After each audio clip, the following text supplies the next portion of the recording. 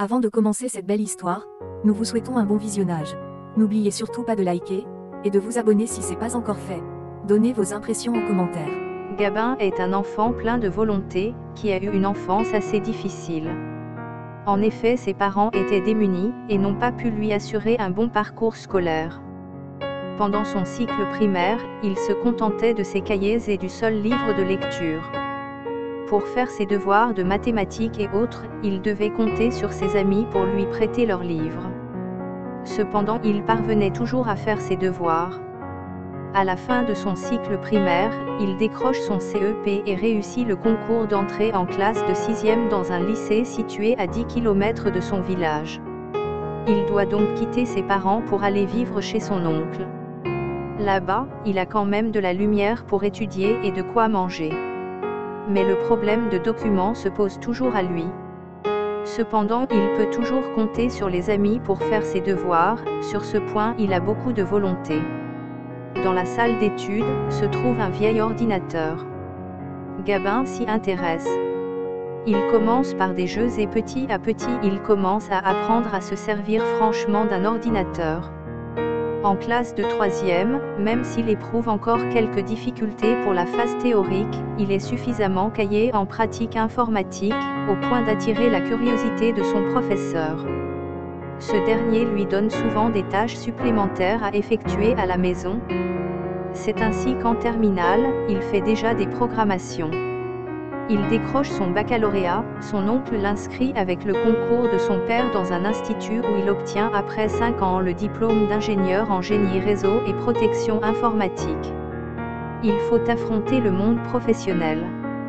Les choses sont autant difficiles que dans son parcours scolaire. Dans son pays, pour avoir du travail, il faut connaître quelqu'un ou avoir de l'argent pour corrompre.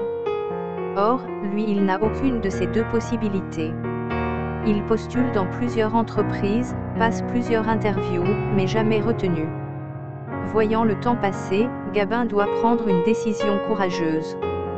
À défaut de trouver un travail qui lui permet de vivre, il peut en chercher qui lui permet de survivre. Il laisse de côté son diplôme et se lance dans la recherche d'un travail ne nécessitant aucune formation. Il tombe ainsi dans une entreprise où on recherche un agent d'entretien. Il postule. Lors de l'interview, son niveau de culture et son niveau de langue jouent en sa faveur. Il est retenu. Dès le lendemain, il commence. Il est toujours le premier à arriver au service et presque toujours le dernier à repartir. Il est tellement disponible et docile, que certains responsables le transforment en leur coursier personnel. Gabin, malgré cela, fait son travail avec zèle, car il possède encore assez d'énergie. Un jour, il est blessé dans son amour-propre. Le voyant venir, la secrétaire du chef de la cellule informatique, Monsieur Thibault lui dit « Gabin, viens là ». Gabin entre dans son bureau. Elle lui tend un papier portant un menu et de l'argent en lui disant « Je n'aurai pas du temps à la fin de la journée, tu vas aller me faire le marché ». Gabin, très surpris, se dit intérieurement « Pour qui me prend-elle » Elle n'a même pas dit « s'il te plaît ». Il lui dit « Madame, depuis quand je suis ton domestique? Nous sommes quand même des collègues. Tu ne peux pas me demander de faire quelque chose qui sort du cadre de mes attributions dans l'entreprise. » La femme le regarde des pieds jusqu'à la tête, et lui demande « Tu es le collègue de qui? Tu m'as déjà vu laver les bureaux ici. » Gabin lance le papier sur la table et sort.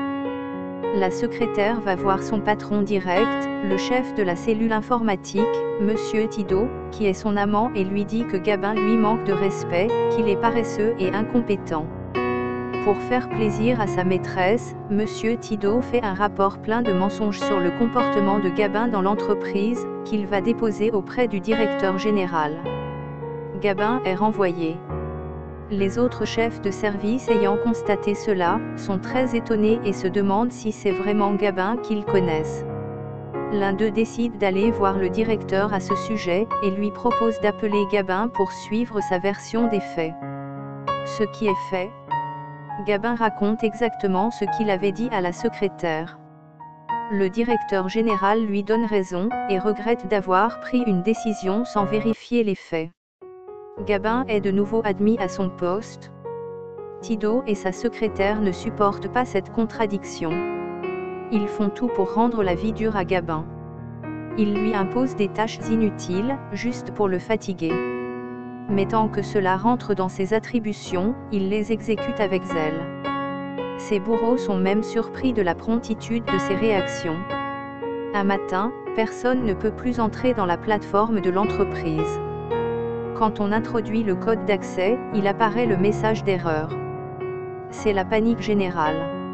Le directeur général appelle le chef de la cellule informatique pour en avoir plus d'ample explication, mais ce dernier ne comprend aussi rien de tout cela. Il lui demande de faire venir un expert, ce qui est fait. En 2 jours, les 2 informaticiens ne parviennent pas à résoudre le problème. Gabin se rapproche de l'un des hautes personnalités de l'entreprise, Monsieur Landau, et lui dit qu'il peut essayer de trouver une solution au problème. Ce dernier le regarde avec étonnement et dit « Tu n'es pas l'agent de la propreté ». « Si », répond Gabin. « Et tu prétends résoudre un problème lié à l'informatique comment ?» Gabin lui apprend qu'il est ingénieur en réseau et sécurité informatique. Il continue en disant qu'il n'a pas pu trouver du travail dans son domaine de compétences, et qu'il a choisi le poste actuel pour se donner la chance d'être recruté. Monsieur Landau lui dit « Va m'apporter ton diplôme ». Lorsque Gabin veut sortir, il lui dit « Reviens ».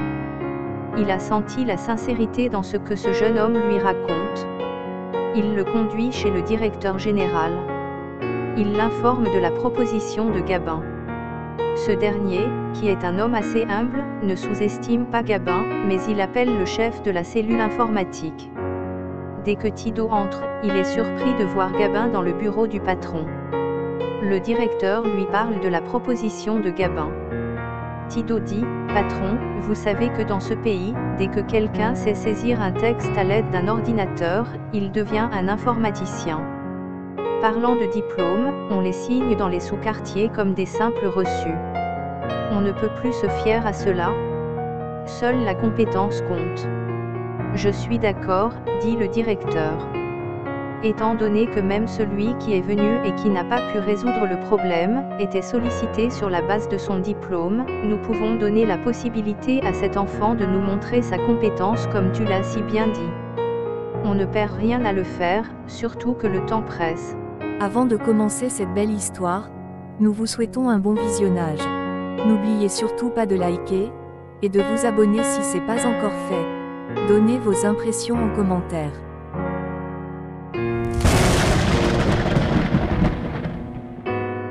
Thibaut dit, on ne peut rien tirer de ce jeune homme, là où nous, les anciens n'avons pu rien faire.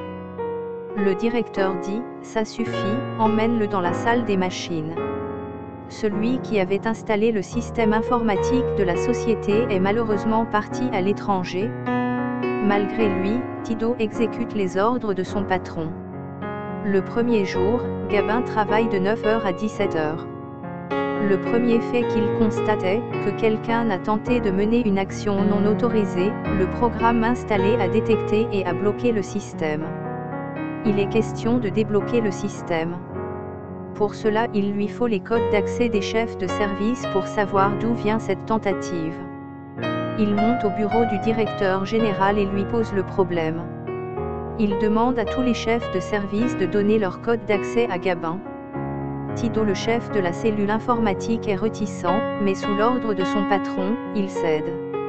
Le deuxième jour, Gabin travaille pendant 6 heures d'horloge et réussit à débloquer le système.